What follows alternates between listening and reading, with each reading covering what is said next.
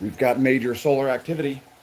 And if your brain's broken like mine is, you don't want to look at any of the other news. You just want you just want to look at space weather and Earth weather. And I don't blame you. I don't blame you. It's been an interesting news cycle, wouldn't you say? So we'll just stay away from all of that stuff. We won't talk about any economics or social issues or anything related to politics, will we? Will we? But the sun has kicked up with some major solar flares. So, do we have any Earth directed coronal mass ejections? Hopefully. I just saw a NOAA alert this morning indicating a likely geomagnetic storm. So, that's pretty cool. I'll take it. We'll talk about Earth weather and space weather here at the Smash News Network, least busted name in news. So let's do it. I'll bring all of y'all up to the SNN Network, the Smash News Network studio room, and we'll cover the relevant data. Thanks for leaving comments. Fairy Godmother's Dog and Barbarian 1111. Who do you think's going to win the Super Bowl? I think the Seahawks. They used to be my second favorite team. Now that honor lies in the San Diego Chargers. The Los Angeles Chargers? San Diego Chargers? I don't know. That's my second favorite team. So, yeah, it's Seahawks. Seahawks are going to take it. And let's see. Am I so excited for the flares? Yeah, I'm marginally excited for the flares. Not super excited, worked up over it. It's not going to end civilization or anything like that. Despite what some YouTube channels might have to say about it. There's certainly plenty of fear-mongering out there. And thanks for leaving a comment, Dirk, otherwise known as SV Thora Sailing 4868. All right, so let me, I'm going to bring up the chat here. Let's show some solar imagery in the meantime. There's the closest star, and you're going to see some flaring from this sunspot group right up here. It is an exciting sunspot group.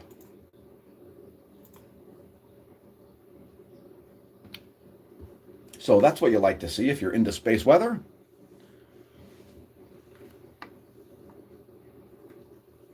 Oh, we got a major prominence happening here. So this could include some Earth-directed components, this CME that broke off, but I doubt it. I suspect that's going to miss Earth to the northeast, which would be off in this direction. So we'll show more in-depth information about that momentarily here. Meanwhile, let's put up your chats. Put up your chats so that we can display them on the screen for you.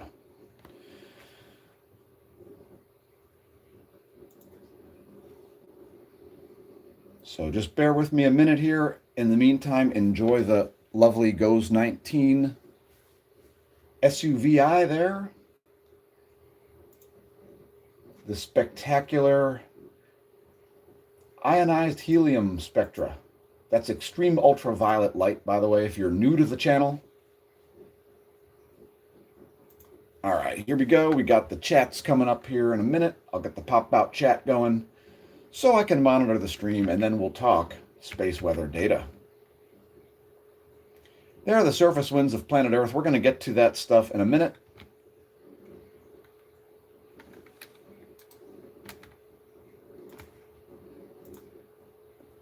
Maybe there is a run on the websites at the moment. Not sure on that.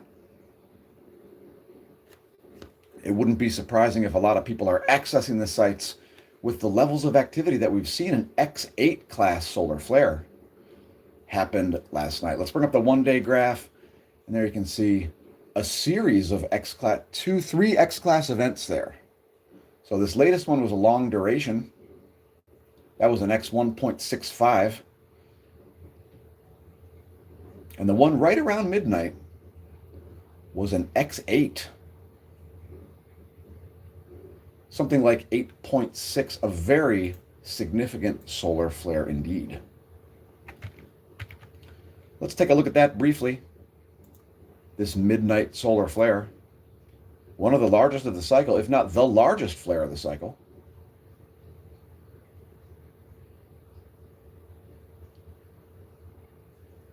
Peak flux there just before midnight. There it is at 23:56 Universal Time.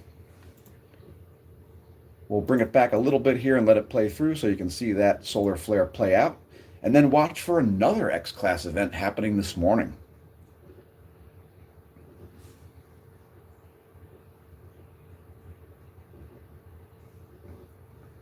Barb says gold and silver drops. Indeed, indeed. Does the interstellar object create any magnetic pressure or encourage solar activity? No. No. It has too weak of a field to do anything to the sun. All right, let me put your chats up here on the screen here, and then we're going to talk about all the breakdown of the different space weather components, things like the solar wind parameters and the likelihood of incoming Earth-based solar storms. Let's see. Does a fly affect the wind? The answer is no. I mean, a fly kind of does affect the wind. There is a butterfly effect that happens in nature. The lucky old sun got nothing to do. Okay. Snowed again in Tasmania yesterday, and summer here in Oz. How you like that? All right, anyway, let's see if this will reload. That is not reloading.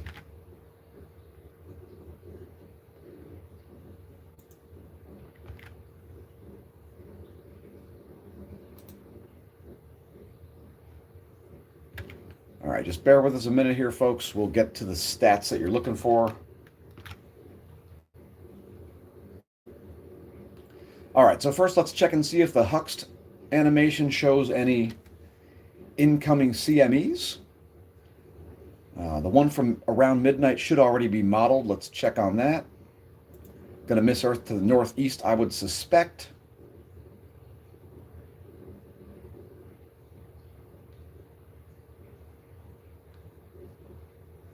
Oh, that one's not modeled yet. So, but not likely to have any Earth-directed components. The latest one, again, it's sort of still playing out as we stream this video. I don't think it's going to have earthly directed components. Like I said earlier, it's going to miss to the northeast most likely.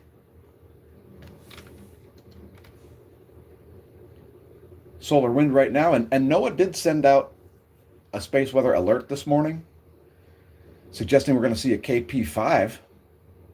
We did see a sudden perturbation in the magnetic field represented by this top line up here, where the field did get to 7 nanotesla with a BZ of -5, but that came right back up.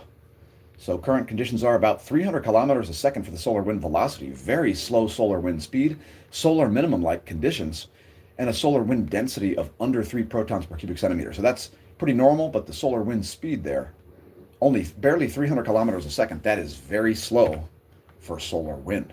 It is measured out here at Lagrangian point 1. That's where ACE and Discover orbit that gravitational equilibrium point. You can visualize it yourself with the Discover/ACE orbit visualizer. There's Lagrangian point 1. There are the ACE and Discover orbiting Lagrangian 1.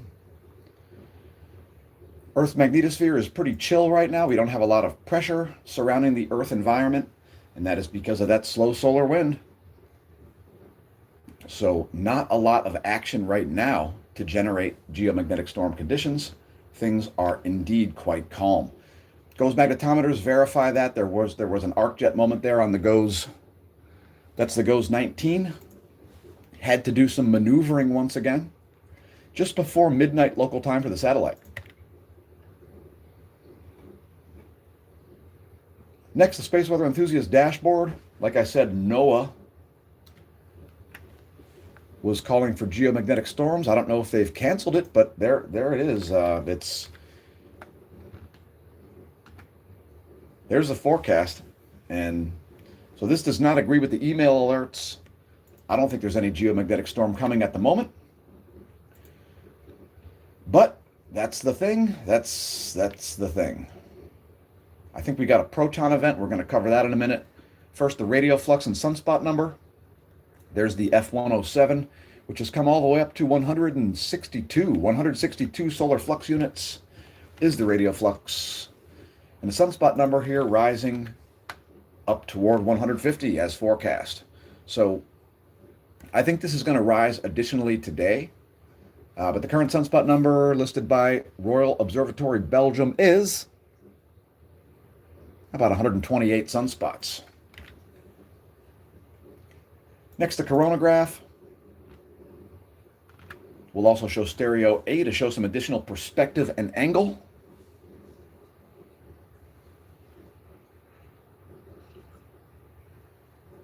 There could be earthly directed components in that CME, folks.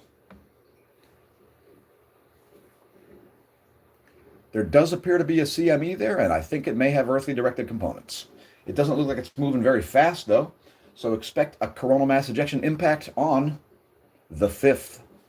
Early in the day on the 5th, late in the day on February 4th. So there is an incoming CME. It's pretty for sure based on that coronagraph imagery. Since we had so much activity on the Earth side of the disk, that plasma, it comes out and it diffuses. So it doesn't have to be like directly oriented toward the Earth. As it comes out and spreads out, I think that's going to be another coronal mass ejection strike on Earth's magnetosphere there. So, and there may be another one propagating as we make the video. That's always exciting stuff. But here's the one from late last night. And that one looks like it has an Earth-directed coronal mass ejection. So probably another one on the way. So probably 2 CME impacts coming late in the day on February 4th into February 5th. Like I said, we'll look at stereo A as well at the Integrated Space Weather Analysis Center, or ISWA. And it's not loading anything. That's kind of weird. Probably the site is inundated with too many people looking at it. Stop pressing refresh, viewers. Let's bring your chats up here for a minute. Let's see, what do we got? 75 degrees in the desert southwest, full moon was gorgeous. Fantastic. Just got a notification for my live, 7 minutes old. Hey, that's not bad. At least you got a notification period. That's frankly surprising. Kenneth Smalls, 8038, says Nanu Nanu for some reason. Must be a Mork from Orc reference. Thank you for leaving a comment. All right, here's stereo A's space weather beacon, and that's looking like it's verifying what I just stated. There is an earthly directed CME, folks. Earth would be off to the left from this perspective, as stereo A leads Earth, orbitally speaking. And here comes last night's CME. You're going to see it pop off on the left. It's going to be here in a couple of days. There it goes. Or should I say, here it comes.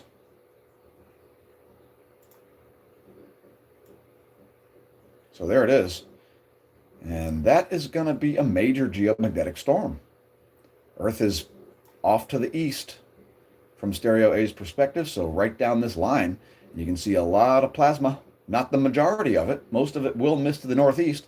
Some of it will strike right down the pipe. Right down the Earth pipe.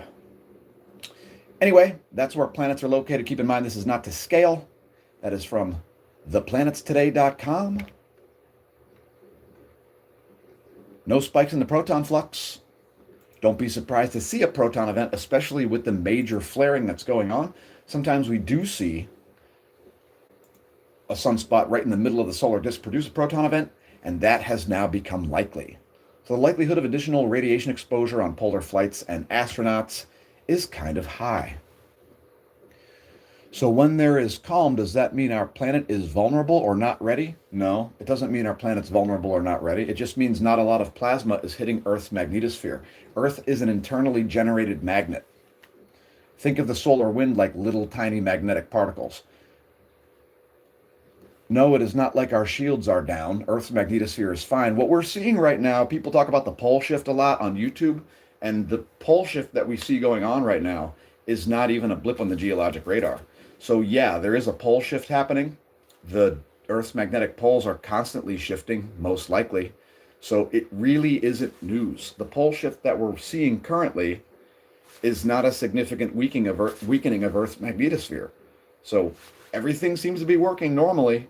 I mean, the majority of the magnetic field strength is around the geographic poles. It's not that far from the geographic poles.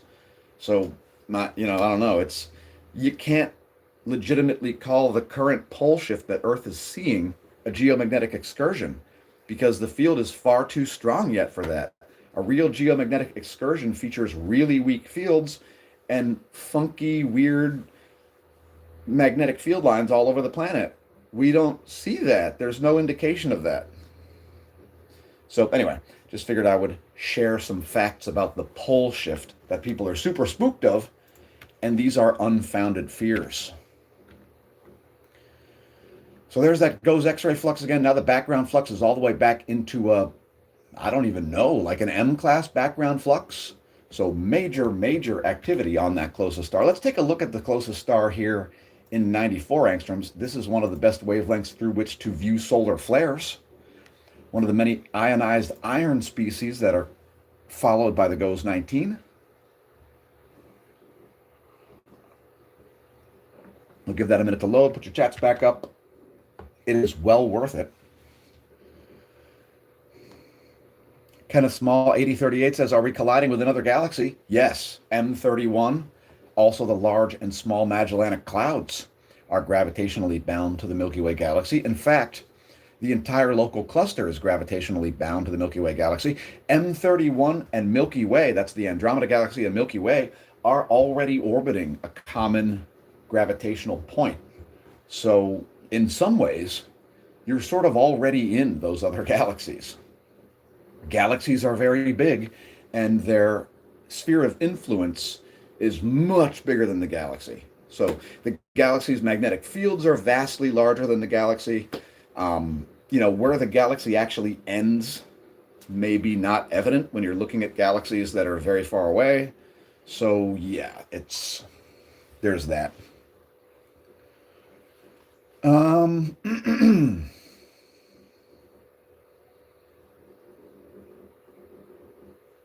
M31 is a Disco Biscuits song. See, M31 is a really cool galaxy because M31 is like the size of the full moon. If you're in a spot that has low light pollution and you look up in the sky and you see Andromeda Galaxy there, M31, the 31st entry in the Messier catalog, it's the size of the full moon. It's a massive, massive object. And, it's the closest large galaxy.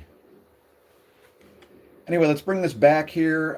Here is this major flare activity. Boom, there it goes.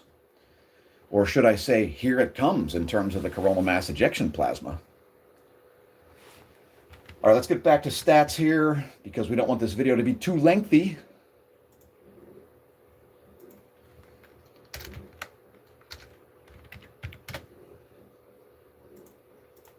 Earth is in a South Pole-oriented magnetic sector. Whoa. What did I do here?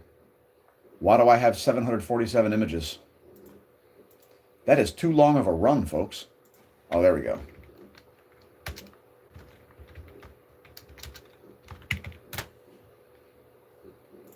So Earth is in a South Pole-oriented magnetic sector, as shown here. South Pole-oriented coronal holes are rising ahead of that active sunspot group, which we're going to show right here. South Pole-oriented transequatorial coronal holes. So there is space weather on the way from those as well. That's not going to be for another like 3 days or so.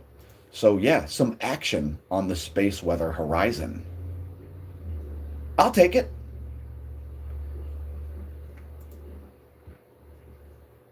I love it. Your mother loves it. Your Aunt Netta watches it every night on the VCR. All right, so here's Altaide's magnetogram. We're going to take a close look at that active sunspot group. Wow, it is definitely magnetically complex. There is a lot of shear there. So if you see the way there's stark white and jet black right next to each other, that is an active magnetic field. That is very high magnetic shear. And that is a beta gamma delta class sunspot all day, 6 days a week, and twice on Sundays.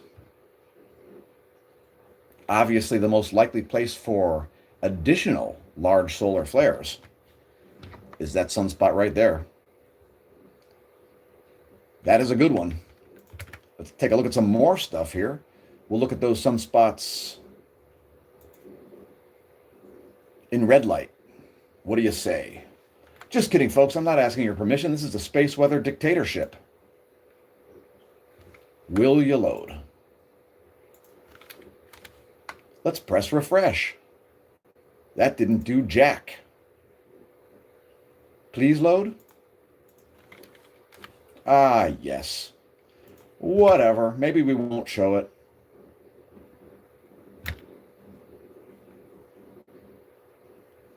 Oh, there we go. Yes. Yes. All right, so here's Altaide. And those sunspots are still growing here. So you can see growth past couple of days there. That is yesterday plus today. So that's February 1st and 2nd to date. Growth continues on that extremely active sunspot group. Also, this group here will be counted as sunspot number gets closer and closer to 150 sunspots. Good times. Good times for space weather enthusiasts. Anyway, here's Altaide's hydrogen alpha imagery. As you can see, the Eric Schmidt solar filament is still intact. This one hasn't blasted off yet, unfortunately.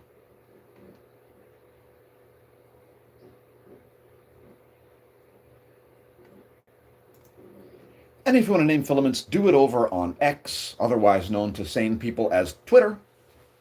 Just follow us over there at Smash-O-Mash and just include the hashtag name that filament. And you too can name filaments after your friends, your foes, or even yourself, courtesy of the Smash News Network, least busted name in news. Yeah, name them after your friends, your foes, or even yourself. Living people. We name coronal plasma filaments after living humans, even if they're brain dead. Technically, they may still be alive. So join us over there on Twitter, again, at Smash-O-Mash. You can find all the links right in the description to this video. We'll include the homepage in the chat as a pinned comment. So you can visit the homepage, press the share button, and leave us a mean comment if you're mad about what I've stated.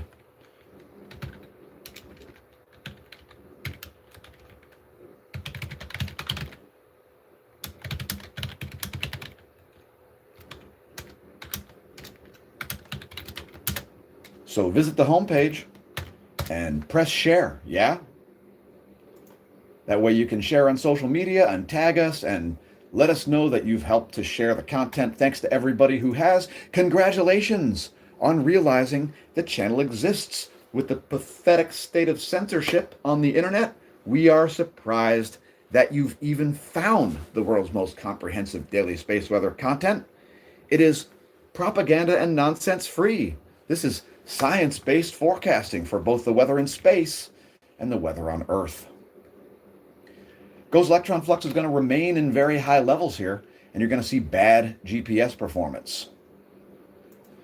There's no end in sight to this current electron storm. It's going to keep going because, like I said, there's more space weather on the way. And I don't know, is it? There it is. So there you go, the GOES 19 and GOES 18 here, just getting back into electron flux warning levels. High electron flux there at the F layer. And here's the total electron content forecast. That's the coupled thermosphere, ionosphere, plasmasphere electrodynamics model.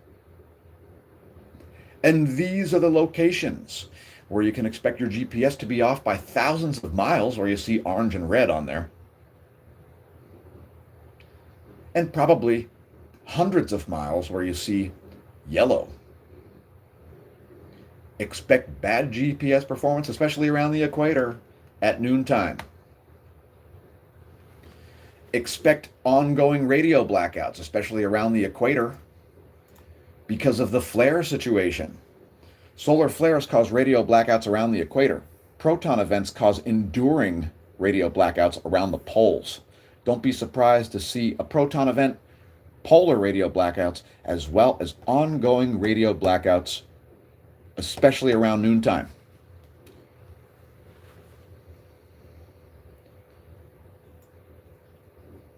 So here's a major radio blackout over the Indian Ocean. It's going to keep happening because, like I said, we have like an M-class level of background flux right now. So there will be plenty of comms issues. This is just a diagram of the ionosphere. Space weather is from the D region up. That is where the atmosphere is mostly ionized particles, hence it's called the ionosphere. Below that is Earth weather. And we're going to talk about that in a minute as well, especially with the incredible heat wave we've got in eastern Pennsylvania today. So here's the ionosphere map. We're just going to kind of show that map briefly. There's the raw vibrational frequency of the ionosphere. This is the F layer. So again, the daytime F layer is here. The nighttime F layer is there. You can see the altitudes. There is the anomalogram. That is anomaly in megahertz from a 30-day median. We've been showing the wandering of the South Atlantic anomaly, which is over here by the equatorial coast, west coast of South America. The African anomaly remains here on the equatorial west coast of Africa. And let's move to Earth weather, shall we? Here's the sunrise over the Atlantic, which we show as we transition from space weather to Earth weather.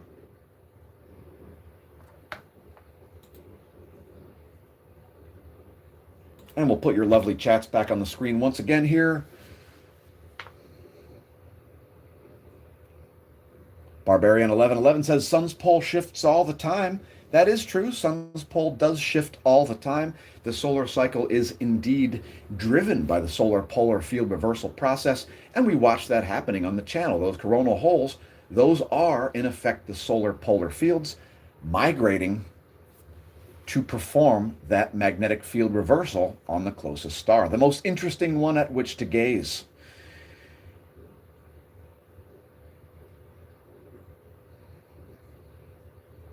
And by the way, yes, we are open to different perspectives on this channel. We're always interested in especially plausible physics-based science explanations for things. So if there's a plausible explanation for a thing, even if it's really out there, we want to hear it, because this is how breakthroughs happen in science, folks. So yeah, you got crazy ideas? We are free speech purists, all right? So put them in the chat. Put them in the chat. I mean, is a scientific breakthrough going to happen because of a chat in YouTube? Probably not. You can contact us on Discord as well. There are all kinds of ways to get a hold of the channel. Yeah, open to different perspectives. Definitely.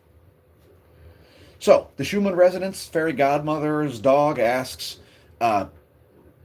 you install the Discord app, and then you go to the home page and you click on the link to Discord at the home page. That's a permanent invite link. You can send me an instant message anytime. So, the Schumann resonance does not impact space weather. The Schumann resonance is not space weather. The Schumann resonance is radio frequency bouncing inside of the unionized part of Earth's atmosphere. So the Schumann resonances happen below the D region. The D region is literally the ceiling of the Schumann resonance. That is what the radio signal is absorbed by and re-emitted by. So the Schumann resonance happens down here. It isn't space weather. It occurs in Earth's neutral atmosphere. Space weather occurs, like the Schumann resonance is literally at the border between space and Earth weather. So it couldn't be less effective. The Schumann resonance has nothing to do with space weather. The Schumann resonances are Earth weather-based radio frequency emissions. They bounce around between the lithosphere and the ionosphere, and they aren't space weather. Space weather occurs from the ionosphere to the sun. Moving right along to the Earth's... Oh, wait, don't be an imbecile. Oh, my God. Don't be an imbecile, folks. Did you know that imbecile is actually an adjective? Yeah, it's true. So, yeah, there's a great merch shop. If you haven't seen... See, we don't meme the same way as everybody else. So, what about our caption contest? Thor looks down at smartphone and thinks, why are there so many idiots vocally proving how idiotic they are on social media? Misses the old days of taking over Western Europe. That's my caption. What do you think? All right, let's show the water vapor map of the U.S. as we're wont to do on most of these streams. Here you go. There is the water vapor scenario for the U.S. As an atmospheric river continues to wash ashore here in the western U.S., dry air dominates the Gulf states. And Canadian cold air pushes through over and over again. Thanks a lot, Canadians. You're doing a fine job up there. Canada, it's like the California of countries. All right, so here is this is the National Weather Service forecast for Lehigh Valley, Pennsylvania. Currently 16 degrees, so that's a heat wave, with a high forecasted for near 27. It's almost going to reach freezing here, but with wind chill values as low as -5. Tomorrow, a high of 31, almost reaching the freezing mark. And Wednesday, a high near 29.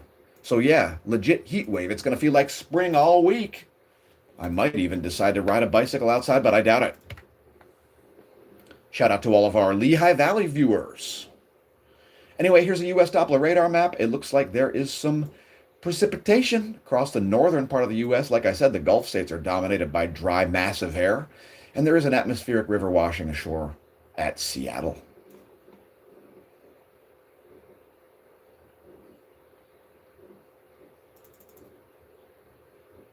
So there's a Doppler radar. The Doppler radar, by the way, folks, it measures vertical motion of water droplets and ice crystals.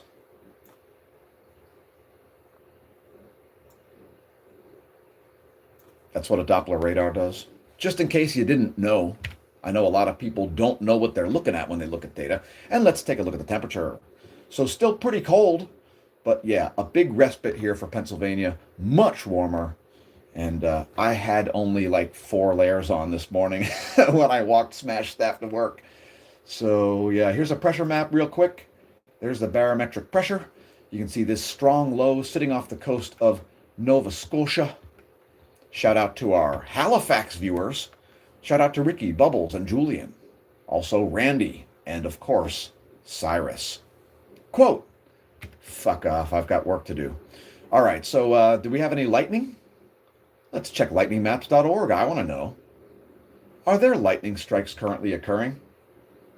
Is it thundering and lightning where you're located? Australia's got some.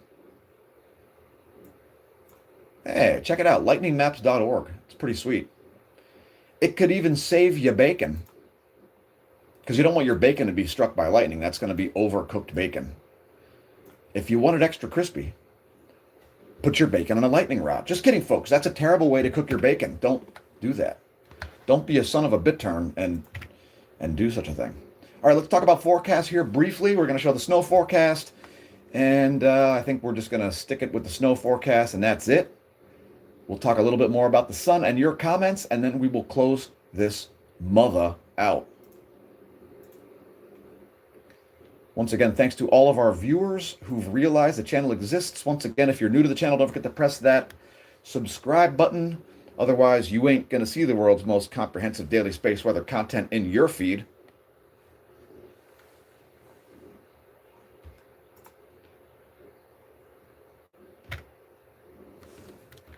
And we are looking at old forecasts here, so let me get rid of those. Let's try again. No sounding required. It's loading. It swears. All right, so here's a snow forecast. Where's the snow forecast? Let's try again. You know, because with computers, if at first you click a thing and nothing happens, try again. Because reasons. Reasons, folks. So there's our total accumulated positive snow depth change forecast based on a GFS 72-hour model.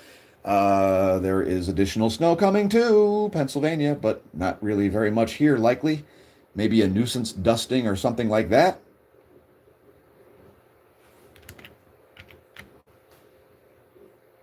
And we're back to the closest star. So that's where we're going to close things out today, folks. Thanks again for tuning in. Congratulations once again on realizing the channel exists. Again, don't forget to press the share button.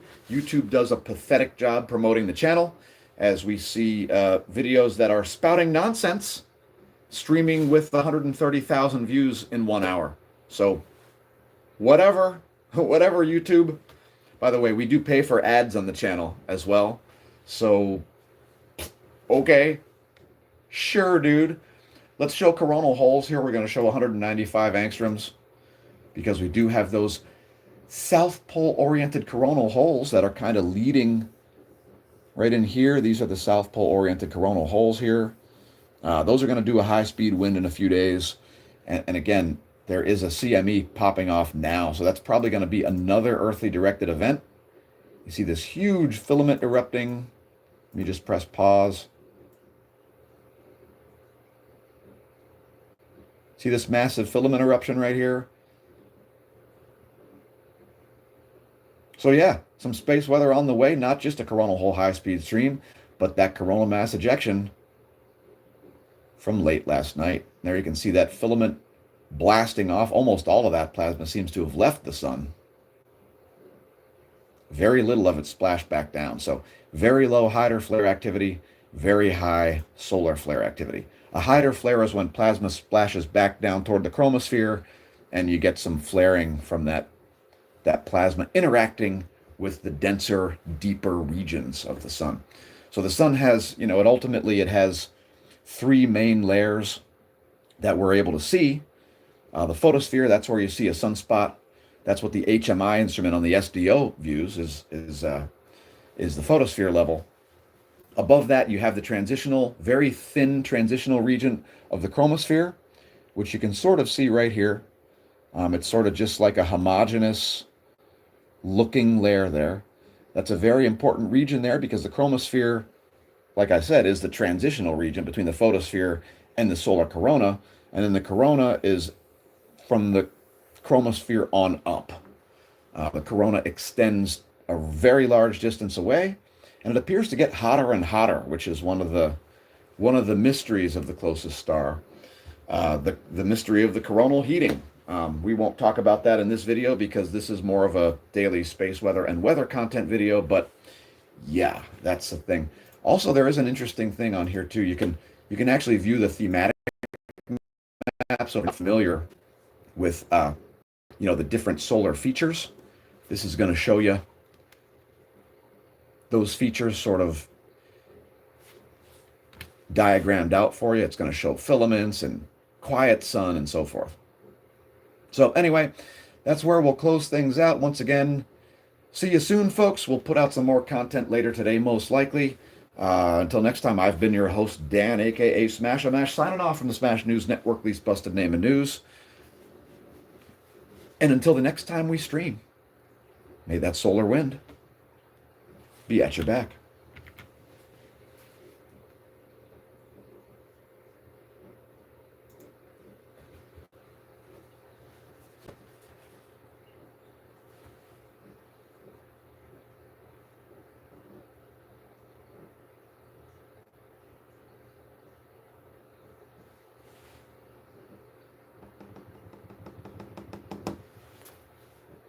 Here it goes. Here it goes. Kaboom!